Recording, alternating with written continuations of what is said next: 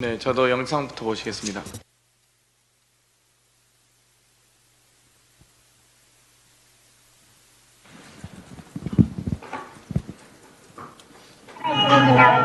배달 말씀 나오십니다.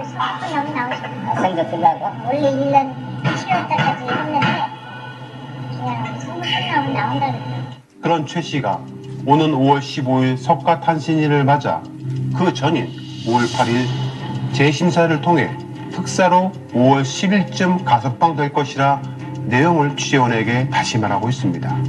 그와 나눈 카톡 대화 내용입니다. 보시는 바와 같이 최은수 씨와 22년 된 집안일을 돌봐주는 이모 씨는 저희 취재원에게 5월 10일 나온다고 말하고 있습니다.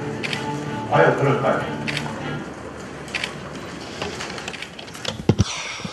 5월 10일 날 나오는 것도 알고 참 대단하신 분인 것 같습니다. 방금 보신 열린공감TV 보도에서 보듯 윤석열 대통령의 장모 최은순 씨는 가석방 심사위가 개최되기도 전에 최은순 씨가 나온다는 걸 최측근마저도 알고 있었습니다. 최은순 씨도 당연히 심사위 개최 전 가석방 될 것을 알고 있었다는 겁니다.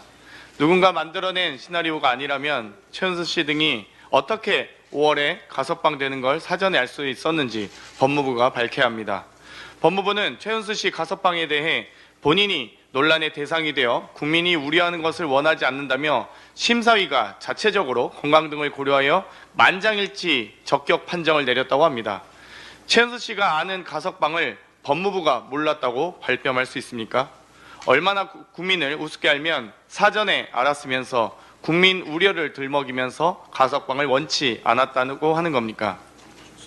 349억 원의 잔고 증명서를 위조해도 고작 징역 1년에 그나마 형기도 채우지 않고 가석방되니 권력이 자기 것이라도 된 모양입니다.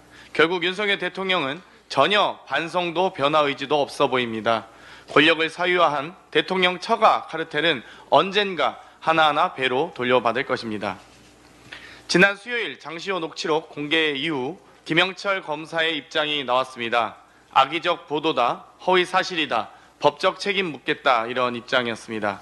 저는 오늘 오전 11시에 한 시민단체와 김영철 검사를 공수처에 고발하는 기자회견을 갖습니다. 검사가 사건 관계자에게 오빠라 부르게 하고 구형을 사전에 알려주고 증언 내용을 외우라고 한 정황 등이 만천하에 드러났습니다.